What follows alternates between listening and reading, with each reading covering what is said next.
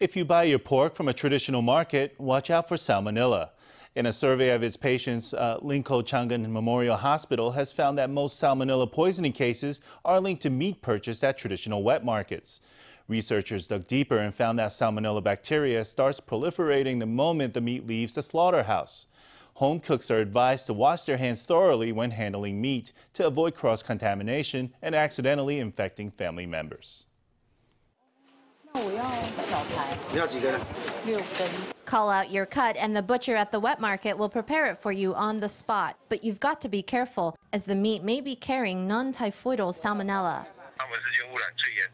Raw meats are the biggest carrier of salmonella that there is. The meats sold at traditional markets, the kind on sale at stalls. If you buy that, know that we've tested them. We found that meats have the highest contamination rate. Food poisoning is typically associated with eating uncooked eggs, but there's a worse culprit. A 3-year study conducted by Linkou Chang Memorial Hospital finds that most salmonella poisoning patients regularly bought their meat from wet markets. Tests conducted along the supply chain showed that salmonella bacteria begin to multiply in meat from the moment it leaves the slaughterhouse. When the weather is warm, salmonella bacteria proliferate on hooks, on trays, and inside delivery trucks.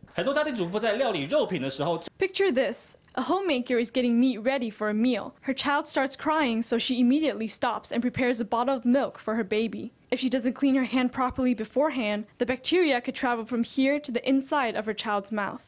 Cooking pork kills salmonella bacteria, but washing hands after handling the meat is just as important. If hands aren't washed well before feeding milk to a baby, cross-contamination could result. Babies haven't yet had time to build up their immune system, meaning they're more likely to develop complications.